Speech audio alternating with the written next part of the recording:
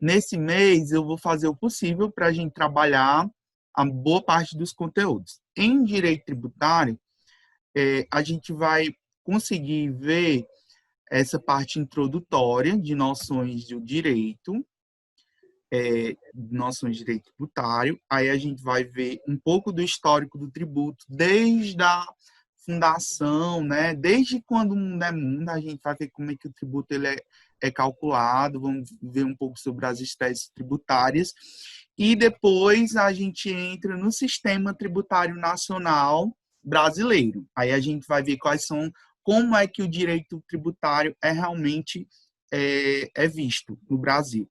Essa disciplina a gente vai ver só teoria, certo? Nessa disciplina de legislação tributária a gente só vê a teoria. E aí a Cíntia, ela trabalha com vocês os cálculos do direito tributário lá na disciplina, lá no ano que vem, quando vocês estiverem vendo a disciplina de tópicos especiais de finanças, ela vai trabalhar com vocês os cálculos do direito tributário, como é que calcula o imposto, como é que calcula os tributos. Não dá, é impossível trabalhar os cálculos de tributos com vocês, porque antes vocês precisam da teoria, e é muita teoria. Então, nessa disciplina, eu foco na parte da teoria mesmo, e aí, quando for lá na disciplina de tópicos especiais de finanças, ela vai trabalhar com vocês o que a gente chama de contabilidade tributária, certo? Que é o cálculo dos tributos, que é o que realmente vocês vão trabalhar, né? Vocês precisam saber quais são os tributos e precisam saber calcular, certo? Então, essa primeira aula, não sei se vocês já viram, tem esse PDF, né, que eu estou mostrando no Word, mas lá eu disponibilizei em PDF. Então, é uma introdução, né, a noções no âmbito do direito tributário. Então, o Estado, né, ele existe para a conservação do bem comum e dos objetivos fundamentais da República Federativa do Brasil. E são incertos no artigo 3º da Constituição Federal, e para ele obter esses propósitos necessita de recursos financeiros. Deste modo, a manutenção da estrutura necessária para disponibilizar ao cidadão os serviços que ele compete, pratica atividades financeiras na captação de recursos. Então, a gente sabe, pessoal, que o nosso Estado, né, o Estado como um todo, né, tanto o Estado, quando eu falo aqui em Estado, eu estou dizendo o governo federal, o governo estadual, o governo municipal, ele existe para a conservação tanto do bem comum, como para ele fornecer serviços que são essenciais, como a saúde, como a educação, como a segurança. E para que o Estado possa fornecer esses serviços essenciais, ele precisa de toda uma estrutura financeira para captar, né, e para que ele possa dispor desses serviços e possa manter essa estrutura. E aí, esses recursos financeiros, né, vão ser captados porque a gente chama de tributos, certo? A gente vai já ver o que é esse conceito de tributo. Então, basicamente, existem duas formas, né? Estou aqui no texto. Existem duas formas para obtenção de recursos, que são as classificações de receitas públicas.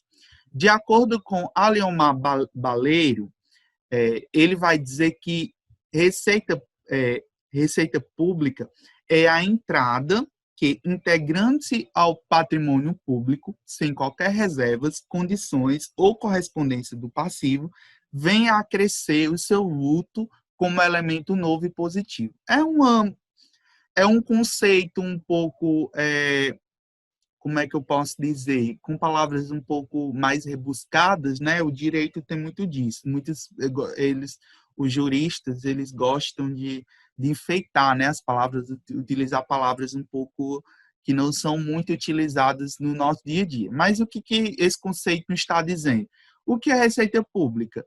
É uma entrada, né, um patrimônio, é um patrimônio público porque é um dinheiro que vem de todos nós, certo? Sem qualquer reserva, ou seja, é um dinheiro que ele não é tido como poupança nossa, né? Em que a gente vai disponibilizar para o Estado, certo? E isso sem uma oneração. Então, nós temos as receitas públicas, no caso, essas receitas públicas, elas podem ser classificadas em receitas ordinárias, certo? Onde o Estado age como um modo semelhante a um particular. Ou seja, as receitas denominadas como patrimoniais ou empresariais são obtidas sem um manto protetor do regime jurídico de direito público. Cita-se o exemplo de um contrato de aluguel em que o locatário é um particular e o locador é o Estado.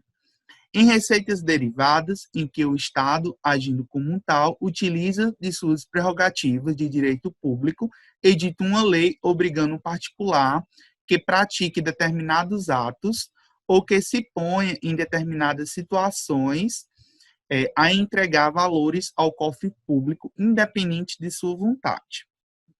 Como, por exemplo, aquele que oferiu rendimentos será devedor do imposto sobre renda e proventos de qualquer natureza, mesmo contra sua vontade. É o chamado poder do império do Estado.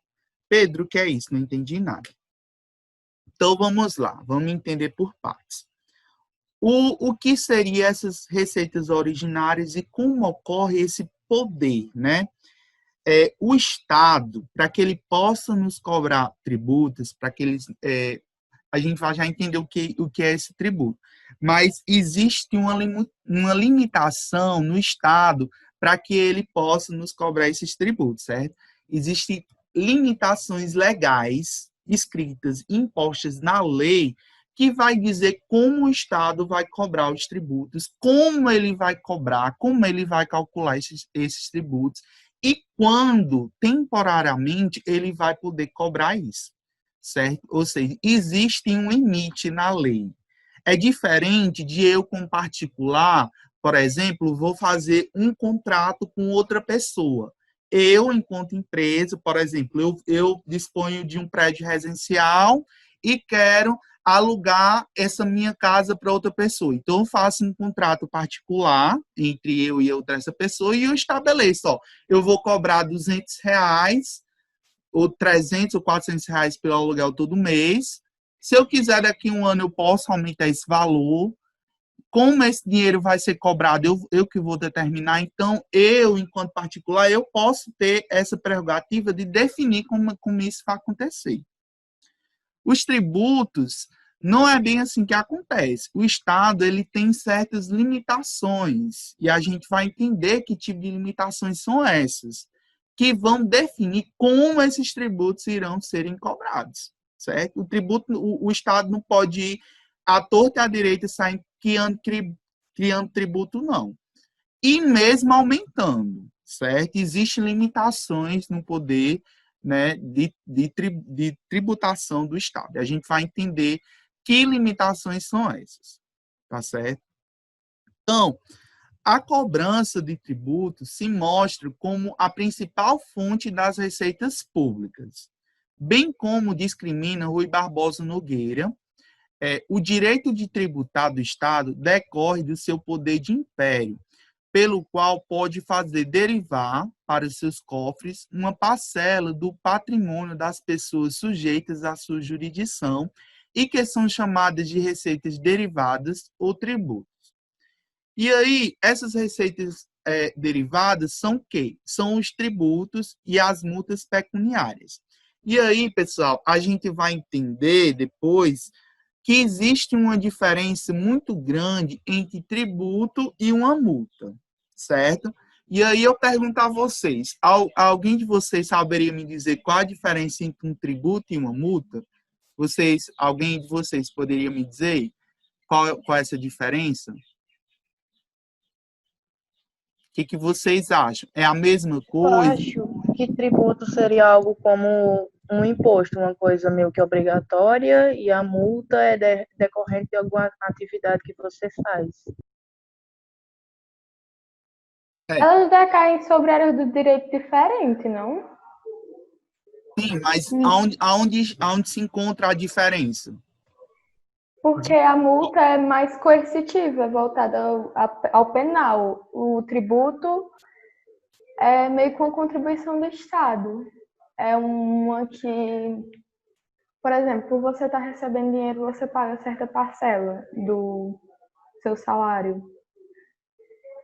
A multa Exatamente. não, ela é coercitiva. Há uma determinação do que você pode ou não fazer. E se você ultrapassar isso, você vai pagar de forma penal pelo que você fez. Exatamente. A multa, ela é tida como uma penalidade, certo? Você vai pagar aquela multa porque você infringiu alguma lei, alguma determinação. Então, por exemplo, eu transitei pela uma avenida, certa avenida de Icó, e ultrapassei o sinal vermelho. Então, posso pagar uma multa por aquilo, certo? Então, eu vou pagar aquela multa porque eu desrespeitei uma lei, certo? O tributo não. O tributo, ele a gente vai entender, depois a gente vai entender qual é o conceito de tributo, mas ele é uma prestação, ou seja, é um valor que eu tenho que pagar pelo Estado, certo? Que ele não se constitui de uma sanção de ato ilícito, certo? Ela não é uma sanção de ato ilícito. É uma obrigação pecuniária obrigatória que eu tenho que prestar ao Estado, certo? Eu tenho que pagar, eu sou obrigado a pagar ao Estado, determinante de algo que não é ilícito, mas de acordo com o lançamento. Ou seja, existe uma previsão legal para que eu pague aquele tributo.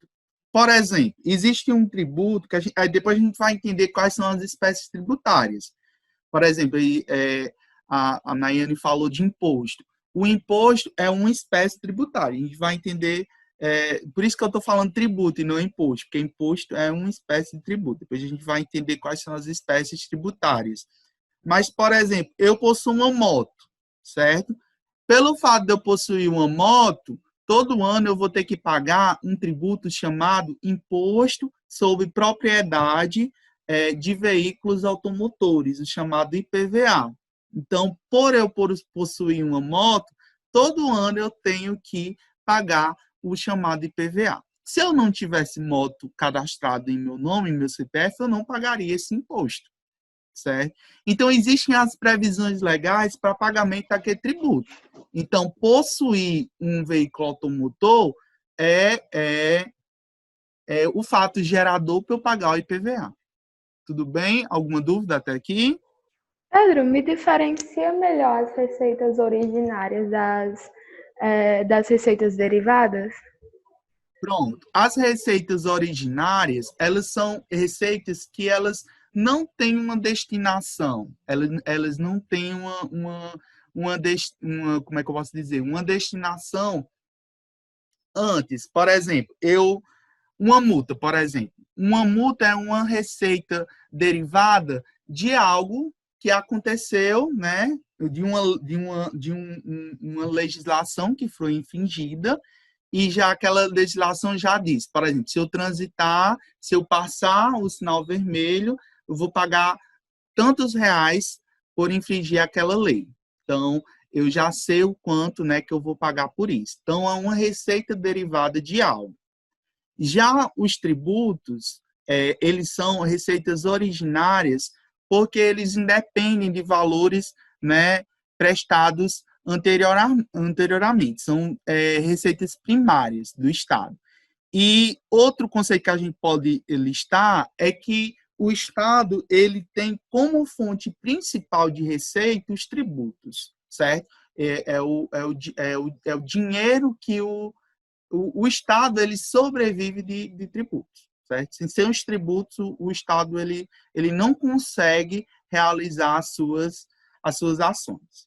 E as receitas derivadas, elas são oriundas das relações entre o Estado e os entes privados, certo? Então, o Estado ele faz uma alocação com, por exemplo, o Estado empresta um determinado patrimônio, um determinado território para alguém. E aí cobra o aluguel. O Estado cobra o aluguel dessa empresa, por exemplo. E aí essa receita do aluguel dessa empresa é uma receita derivada, certo? De um aluguel.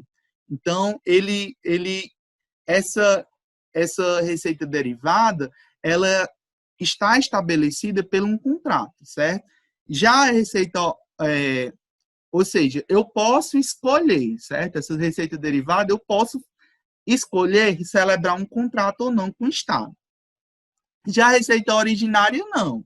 Ela independe da vontade, certo? Ela independe da vontade das partes, certo? Querendo ou não, possuindo obedecendo os critérios do fato gerador daquele tributo, eu tenho que obedecer. Por exemplo, qual é o fato gerador de IPVA? Possuir veículo automotor. Então, no momento que eu possuo um veículo automotor, seja um carro ou uma moto, eu sou obrigado a pagar IPVA.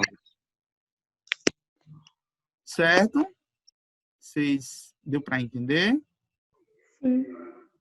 Ficou claro? Esses termos jurídicos, eles são um pouquinho complexos, certo? Mas a gente vai, aos poucos, a gente vai compreendendo. Tudo bem?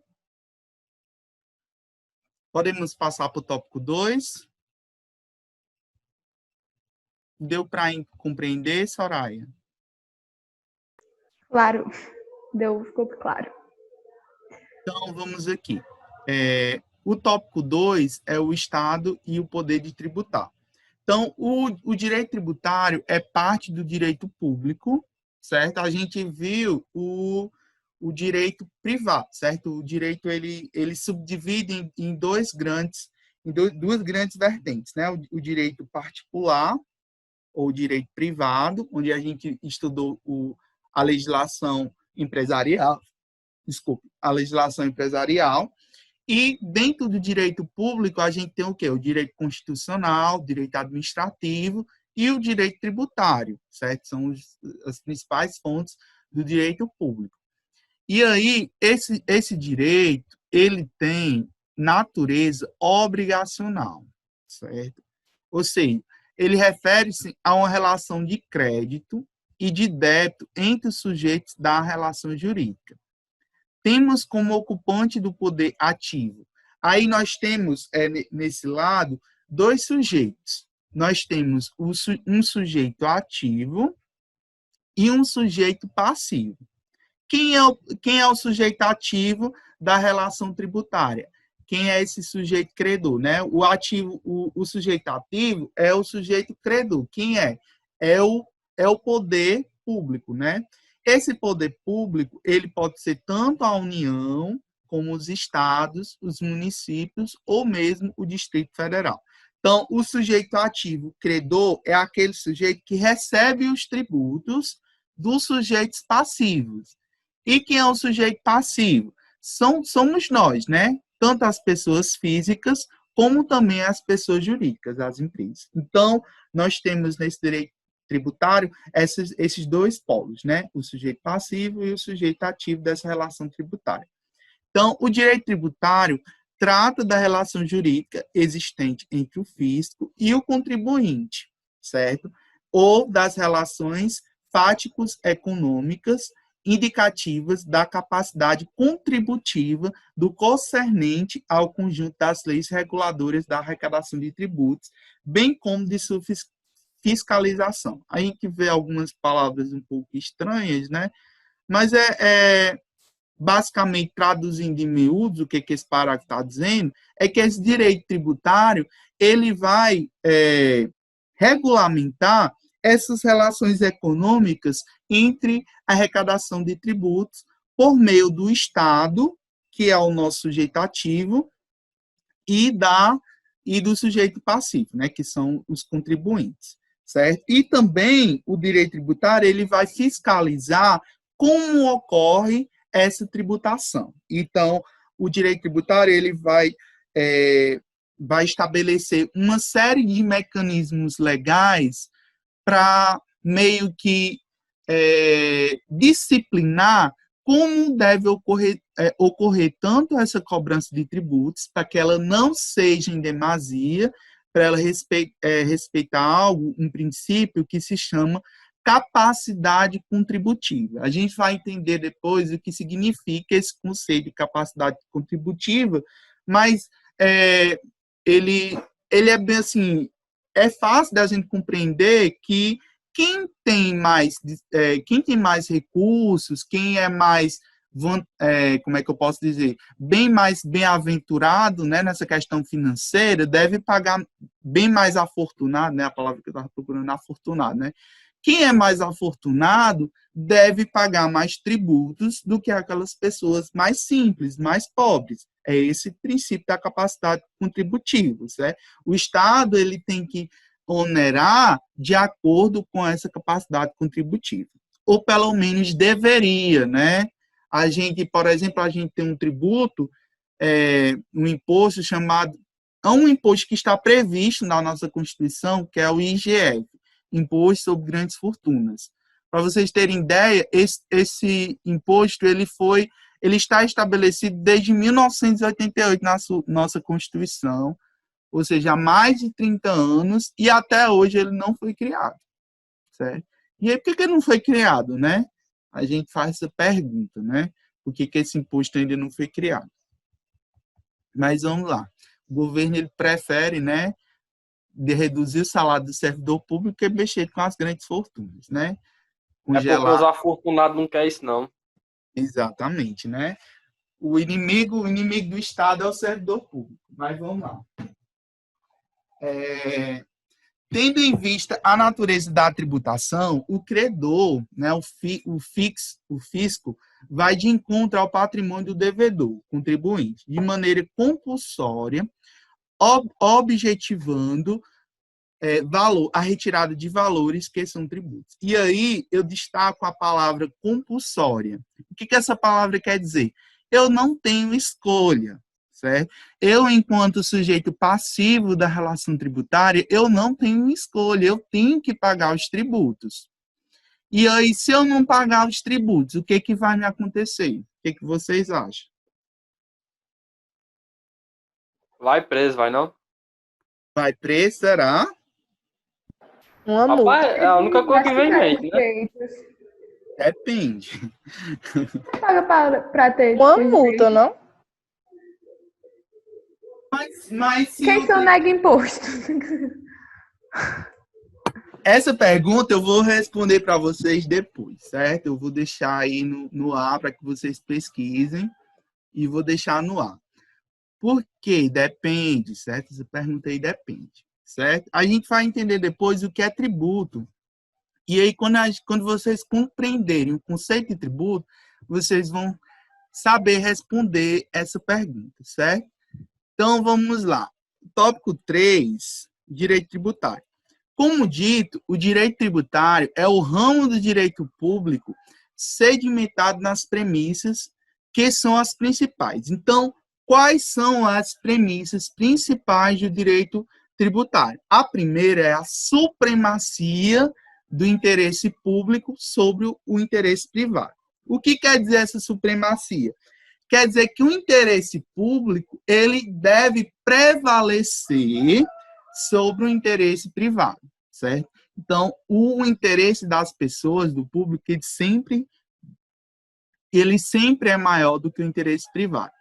E o B, a indisponibilidade do interesse público. O que significa indisponibilidade do interesse público? Quer dizer que o interesse público não está disponível à venda das pessoas, certo? Não está à venda de interesses de pessoas particulares. Eu não posso me utilizar do interesse público para meu favorecimento pessoal ou mesmo utilizar de vantagens pelos valores dos cofres públicos, certo? Então, o que esse termo indisponibilidade do interesse público quer dizer isso, que o interesse público não está disponível para utilizar de qualquer forma, certo? É isso que quer dizer.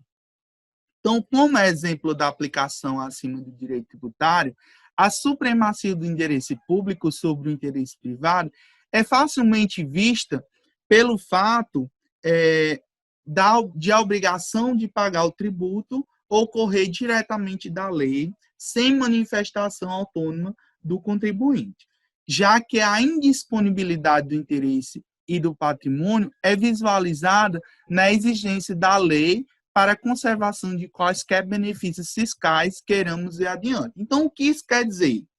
Então, como existe uma supremacia do interesse público, certo? E o interesse público ele se sobrepõe ao meu interesse privado, então eu como pessoa privada, eu tenho que pagar tributo, porque o interesse público, né, o interesse de todos nós, de ter saúde, de ter educação, de ter segurança, para que esse interesse seja atendido, ele precisa de dinheiro, certo? Ele precisa de receitas. E essas receitas, elas provêm dos tributos, justamente desses entes privados. Então, eu como pessoa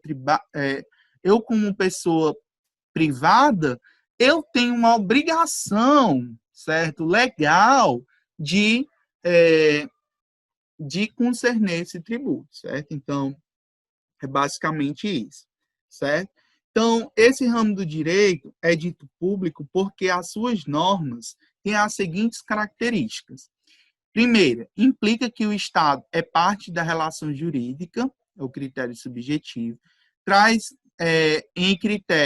em seu bojo a coatividade, ou seja, a imperatividade própria das normas cogentes, do conteúdo tutelado pela norma jurídica, sinaliza que o interesse tutelado há de ser o interesse público, critério do interesse amparado pela norma jurídica.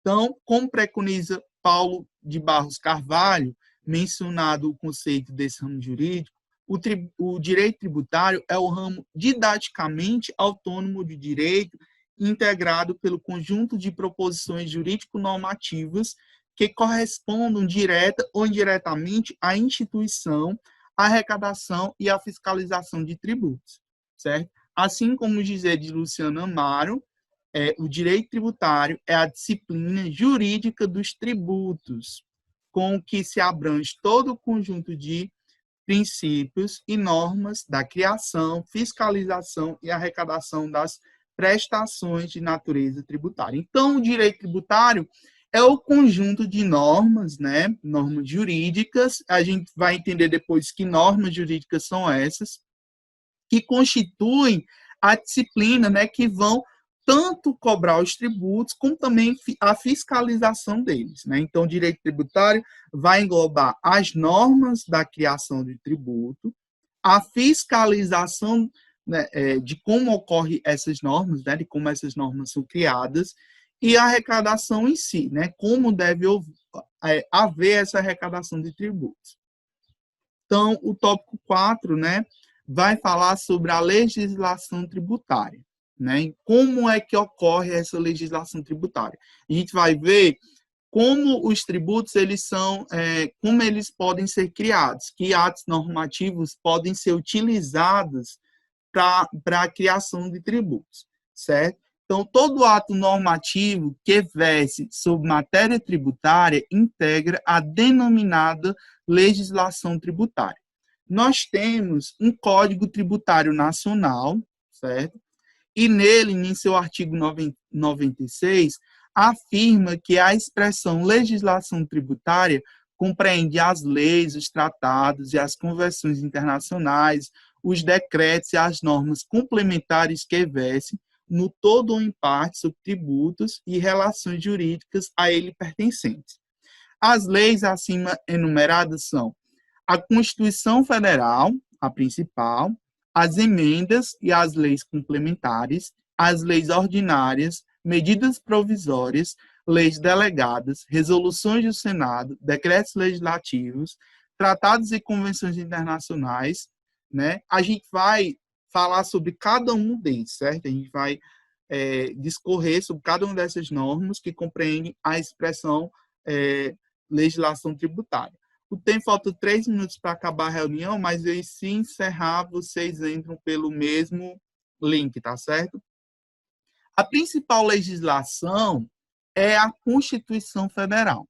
Todos os tributos, toda a previsão legal de tributos já estão inscritos na Constituição Federal. E nenhum deles pode ser criado se não estiver dentro da Constituição. Então, são feitos emendas, né, para a criação do tributo, tem que ser feito uma emenda na Constituição, certo? E a gente sabe que para fazer uma emenda na Constituição é necessário ter pelo menos 2/3 da Câmara dos Deputados em 2 votações e ainda 2/3 também no Senado, certo? Então, é bastante difícil fazer uma modificação, né?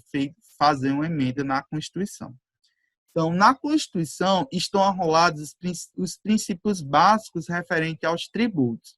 A competência tributária entre os entes jurídicos do direito público interno é outorgada pela Constituição Federal, que também dispõe sobre os limites ao poder de tributar, certo? Então, a Constituição, ela tanto diz a competência tributária. O que é essa competência tributária?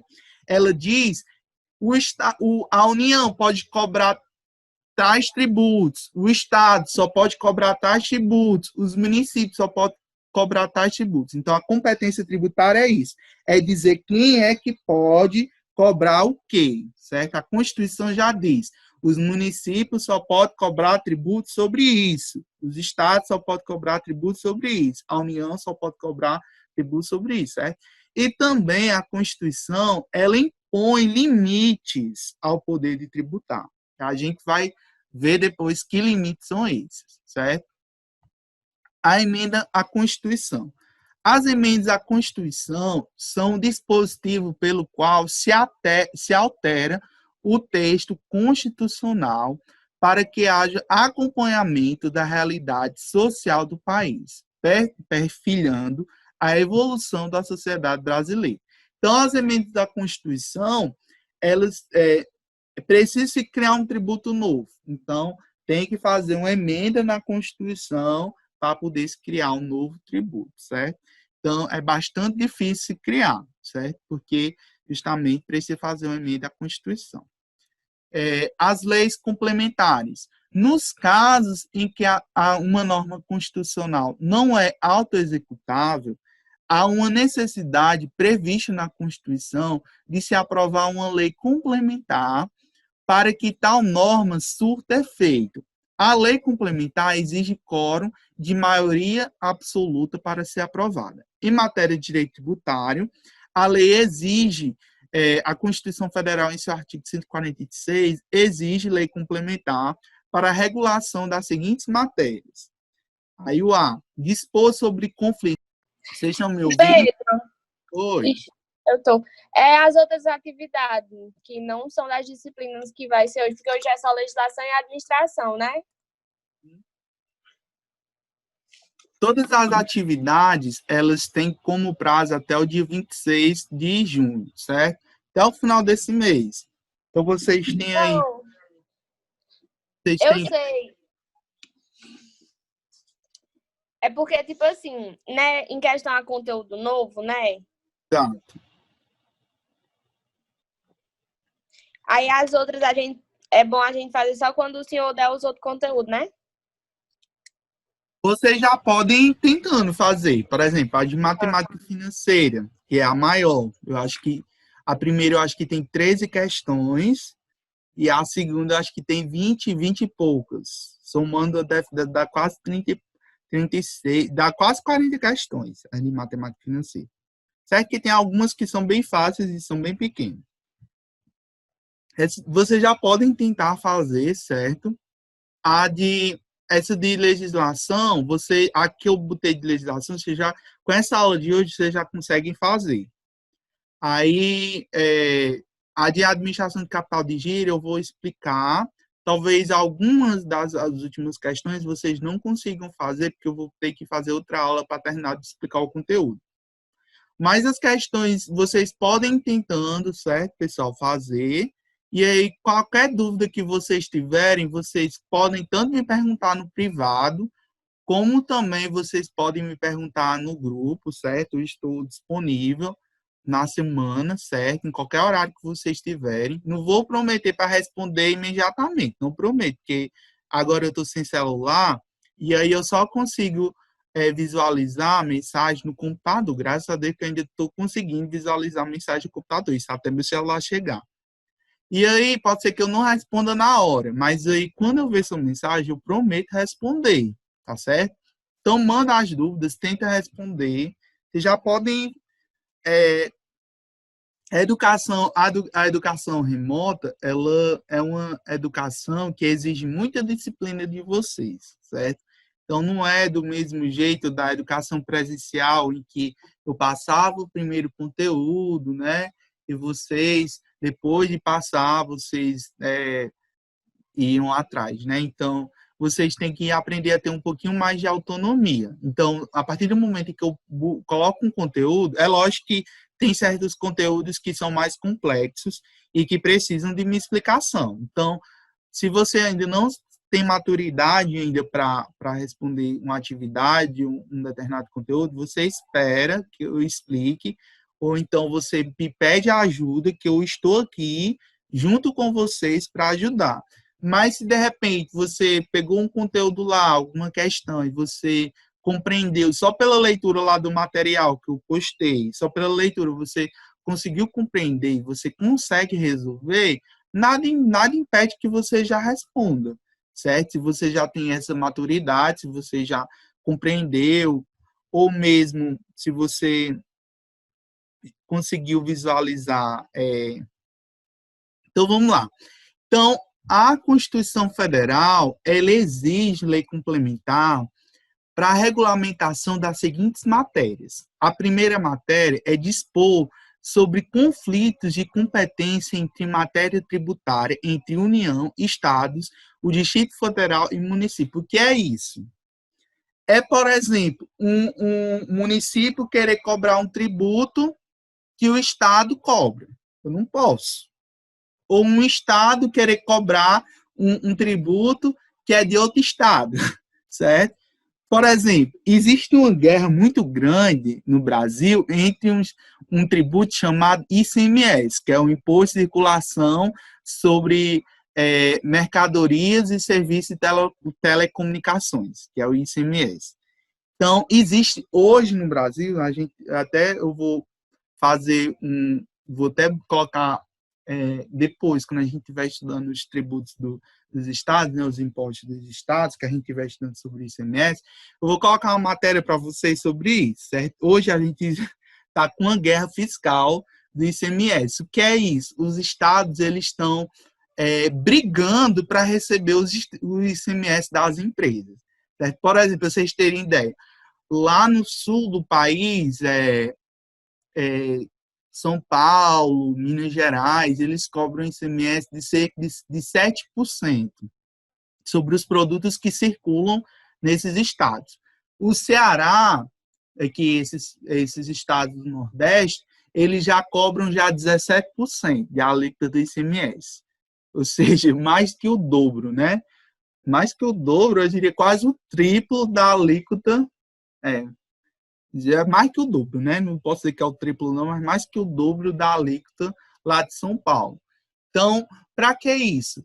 Justamente, lógico que uma alíquota maior vai trazer uma receita maior de tributos para aquele estado, mas com uma alíquota menor, você acaba que você, como é que eu posso dizer, incentiva que empresas instalem produtos, né? Incentiva as empresas a ir para aquele determinado estado, certo? Então, nós temos também incentivos tributários, por exemplo, quando uma empresa quer vir para aqui para o ICOL, então o município de ICOL ele pode dar isenção tributária por 5 anos, por 10 anos, certo? Então, as empresas elas pedem geralmente incentivos tributários para que os entes públicos possam dar essa ajuda, né? Porque aí, ela vindo, por exemplo, uma empresa grande vindo aqui para o ICOL, ela vai trazer vários empregos, tanto para o município de ICOL como para a região. Então, esses empregos vão movimentar a economia e vão melhorar a cidade como um todo. Então, nada do que mais justo, né, que o Estado dê uma contrapartida, né, nesse desenvolvimento dessa união. Então, existem esses conflitos, né? E para que estabeleça esses conflitos, né? A lei exige que se faça uma lei complementar para regulamentar esses conflitos de ordem de competência tributária. Para a regulamentação das limitações de tributar, a gente vai entender depois o que significa essa limitação tributar. Para o estabelecimento de normas gerais sobre matéria de legislação tributária, definição de tributos e suas espécies, obrigação, lançamento, crédito, prescrição e decadência. Depois a gente vai entender o que significa cada uma dessas coisas. Vai entender o que é fato gerador, o que é hipótese de incidência, o que é obrigação, o que é crédito tributário, o que é lançamento, o que é prescrição, o que é decadência. São termos que a gente vai entender depois. Definição do tratamento diferenciado e favorecido para microempresas e empresas de pequeno porte, inclusive... Oi. Esses termos que o senhor citou agora, a gente vai ver tipo, posteriormente, ou no caso, o senhor está se referindo à próxima aula? Não, a gente vai ver posteriormente, porque, assim, se não der tempo para a gente ver, eu vou colocar os materiais para vocês, porque, assim, esses termos, como é que eu trabalhei essa disciplina anteriormente? Eu trabalhei, já é a segunda vez que eu trabalho essa disciplina. No ano passado, eu trabalhei assim como no começo do ano. Eu trabalhei seminários, né? A gente teve os seminários da parte de legislação empresarial, que aí eu peguei cada modalidade empresarial, coloquei com equipe, né? Peguei as sociedades divididas em equipe para a gente pudesse ver o conteúdo de legislação empresarial todinho em forma de seminários. Com a parte de direito tributário, eu também faria da mesma forma, né? Então, uma equipe ia falar sobre apenas sobre o sistema financeiro nacional, outra equipe ia falar apenas sobre os impostos federais, outra apenas sobre os impostos estaduais, outra só apenas sobre os impostos municipais, outra equipe ia falar sobre as taxas, outra equipe ia falar só sobre as contribuições, outra equipe ia falar sobre os empréstimos compulsórios, outra equipe ia falar sobre a questão da obrigação tributária, do crédito tributário, do lançamento, da prescrição, da decadência. Outra equipe ia falar sobre a questão dos sistemas tributários, né, o Simples Nacional, o regime normal de tributação, o lucro real, o lucro presumido, o lucro arbitrário. Então, é muito conteúdo, certo? É muito conteúdo para pouco tempo. Então, eu vou tentar passar o máximo para vocês, certo? Mas se eu não conseguir, eu deixo aí as apostilas e a gente tenta aprender em um momento depois, certo? É muito conteúdo. Essa disciplina, ela é muito extensa, porque ela abarca 2 legislações. A gente precisaria de 2 disciplinas dessa para a gente ver todo o conteúdo, né? Porque ela abarca tanto a legislação empresarial, como ela abarca também a legislação tributária.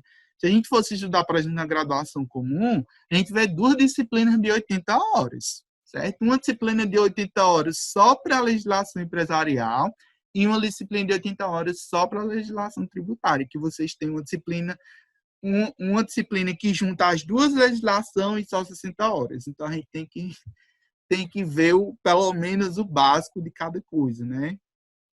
Então, eu tento, pelo menos, mostrar os fundamentos, né? Tanto da legislação empresarial como tributária, porque vocês precisam, certo? Vocês precisam saber disso, porque vocês vão atuar em empresas.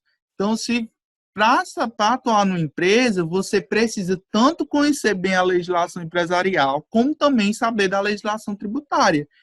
E eu diria mais, que todos nós deveríamos saber. De se tratando de direito tributário, todo mundo deveria saber de direito tributário, certo? Todo cidadão deveria saber. Essa daqui deveria ser uma disciplina comum do ensino médio, de todas as escolas, porque todos nós deveríamos saber de direito tributário, de direito constitucional, justamente para saber quais são nossos direitos e deveres. Tem muitas coisas de direito tributário que a gente paga um tributo e a gente poderia fazer uma elisão fiscal, por exemplo. Não é só negar imposto, é pagar menos tributo, certo? O que as grandes empresas fazem é o que a gente chama de elisão fiscal, que é você pagar menos tributo, certo? Então, o direito tributário ele existe justamente para isso, para que as empresas, elas, sabendo das limitações que o Estado tem, possam se usufruir para ganhar vantagem competitiva e assim pagar menos tributo, certo? Então, continuando aqui. Então, a definição do tratamento diferenciado e favorecido para microempresas e empresas de pequeno porte, inclusive de regimes especiais. Isso daqui, esse artigo aqui, ele já foi disciplinado pela Lei Complementar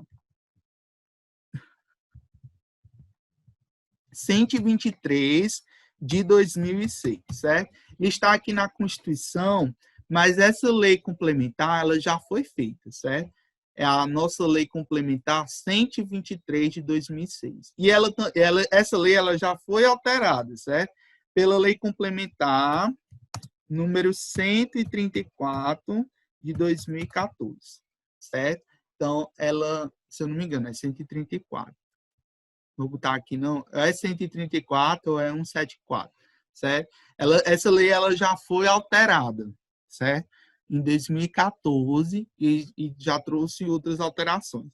E o que essa lei ela diz? Ela traz um regime diferenciado de tributação para micro e pequenas empresas.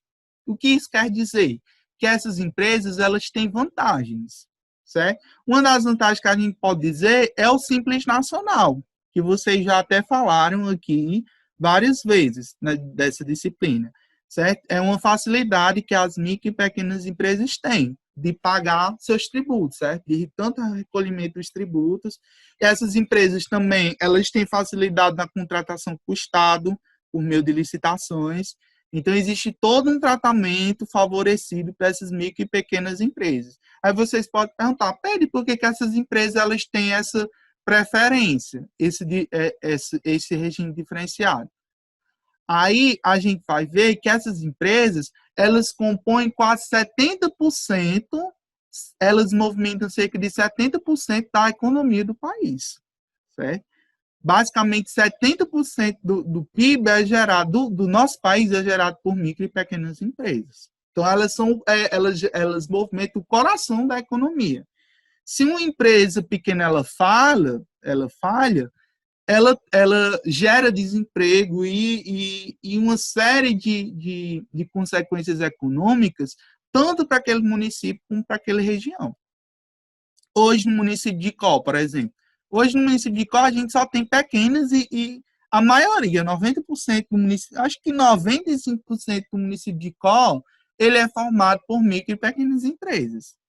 A gente vai ter o quê? O Super Queiroz, que já é uma média empresa. Eu acho que só o Super Queiroz. As outras, e a Atomix, que está crescendo, né? Mas eu acho que a Atomix ainda deve ser ainda uma pequena empresa. Eu acho que não pode ser considerada ainda como média empresa, não. Então, pense aí, se essas empresas quebrarem. Então, como é que não vai ser a questão dos empregos? Então, é necessário que exista uma legislação diferenciada para essas empresas. Então, a lei, em seu artigo 146 da Constituição Federal, refere que é o Código Tributário Nacional, que foi aprovado pela lei ordinária e teve seus estados elevados em condição de lei complementar, que ainda durante a vigência da Constituição de 1967. Com base nisso, o Código Tributário Nacional somente pode ser modificado por outra lei complementar e por outras normas hierarquicamente superiores. Então, nós temos o Código Tributário Nacional, que ele vai regulamentar basicamente todos os tributos, certo? Depois a gente vai estudar mais sobre ele. Inclusive, o conceito do tributo a gente retira do artigo 3º do Código Tributário Nacional. As leis ordinárias. A lei ordinária é uma lei cotidiana do Poder Legislativo, aprovada por maioria simples, é o principal meio normativo que veicula o fenômeno tributacional, em virtude do princípio da legalidade tributária. De forma geral, a lei ordinária é a lei utilizada para a instituição de tributos. certo?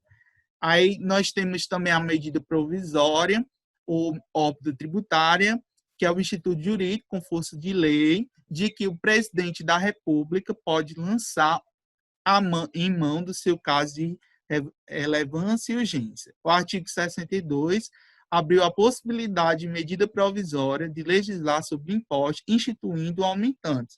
Nesses casos, a incidência de medida provisória ocorrerá no primeiro dia do exercício seguinte, desde que a MP tenha sido convertida em lei.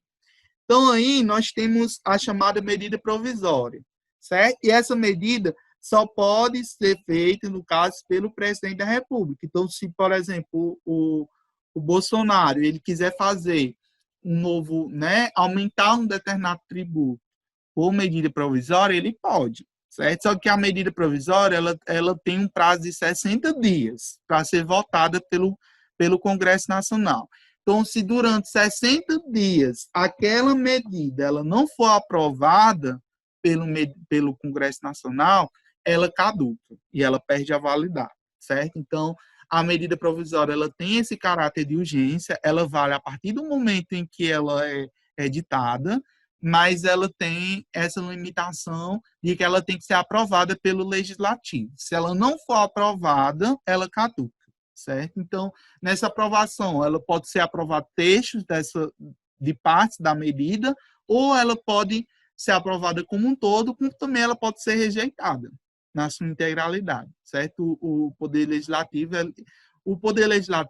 ele é o poder que tem mais prerrogativas, né? É o poder que tem mais poder, porque é ele que faz as leis, certo? A lei delegada. A lei delegada é equivalente à lei ordinária, que, porém, sua confecção é feita pelo Poder Executivo por meio da delegação do Poder Legislativo. Então, a delegação se dá por meio de uma resolução do Congresso Nacional. No texto da Constituição, não há impedimento de que o presidente legisle sobre matéria tributária em meio de lei delegada. Porém, não é o que ocorre na prática, pois o presidente pode lançar mão de outros meios. Então, tem a lei delegada, e nós temos também a resolução do Senado, que pode tratar de uma norma com força de lei, sendo restante da deliberação do Congresso ou de uma das casas, com o processo de elaboração distinto da lei ordinária. Né? Em matéria tributária, tem importância as resoluções elaboradas pelo Senado Federal, como se fosse uma lei, certo? Que o Senado faz. E aí, o artigo 155 da Constituição Federal, seu inciso 4º, prevê a expedição de resolução do Senado nos seguintes casos. Aí nós temos estabelecimento de alíquotas do ICMS nas operações de circulação de mercadorias nos estados, Distrito Federal e município, entre outros, alíquotas mínimas do ICMS nas operações internas, alíquotas máximas nas operações referidas acima, com o objetivo de resolução de conflito de interesse de estados, estabelecimento de alíquotas máximas do ITCMD e fixação de alíquotas mínimas do IPVA. Depois a gente vai compreender o que são esses tributos aí acima, né? ITCMD, IPVA, né? ICMS, a gente vai compreender depois o que é isso. Decreto legislativo é o decreto emanado pelo Congresso Nacional ao exercer sua competência. Sua aprovação aproxima-se da lei ordinária, em que não há necessidade da maioria absoluta de sua aprovação. Porém, o decreto legislativo não passa pelo crivo do executivo, como ocorre na lei ordinária. No âmbito do direito tributário, os decretos legislativos que mais se importam são os da União, por serem os meios adequados para aprovação de tratados, acordos e atos internacionais, conforme o dispositivo do artigo 49 da Constituição. E nós também temos os decretos, né, que é o ato normativo emanado pelo presidente da República, governador, prefeito, com sua função de regulamentar o conteúdo das leis. Então, as leis, quando elas são criadas, elas precisam de uma regulamentação do Poder Executivo. E essa regulamentação, ela é dada pelos decretos, certo? Então, medida em que se mostra com um ato normativo infralegal, jamais podendo extrapolar os limites legais, certo? Nós temos também os tratados e convenções internacionais, né, que o objetivo é evitar a dupla tributação internacional de forma que o sujeito passivo não se submeta a vários tipos de tributos similares.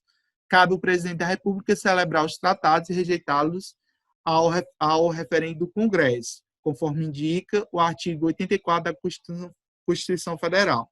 O referendo ocorre por meio do decreto legislativo. Então, em matéria de direito tributário, os tratados afetam especialmente os impostos de importação, exportação e IR. O artigo 96 do Código Tributário Nacional dispõe que os tratados revogam a legislação interna e serão observados pela legislação superveniente. O tratado possui caráter específico, ou seja, os casos listados em seu teor aplica-se aos dispositivos do tratado no lugar da legislação tributária nacional. Então, eu vou aqui colocar o exercício para explicar para vocês, o exercício que eu passei de legislação. Só um minuto. Vou pegar aqui um pouquinho de água, que eu estou com a garganta seca.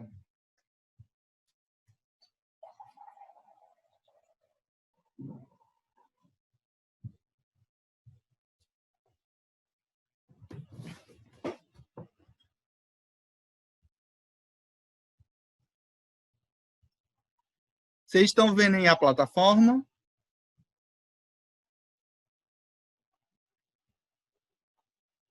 Sim. Vocês estão me ouvindo? Também. Tá me ouvindo? Estamos ouvindo, estamos ouvindo. Ó, a primeira questão diz assim, ó, pesquisem, dissertem, fazendo resumo sobre as espécies normativas existentes no ordenamento jurídico brasileiro, né? Isso é a Constituição Federal, né? A emenda constitucional, lei complementar, lei ordinária, delegada, medida provisória, decreto e resolução. Né? Então, vocês vão, né, pesquisar, né, fazer um resumo sobre essas normas normativas que eu acabei de falar, né? E a segunda, vocês vão pesquisar e discutir como se dá a instituição de tributos através de medidas provisórias. Então, vocês têm aí, né, uma atividade em que vocês vão pesquisar, né, e falar sobre esses tributos, certo?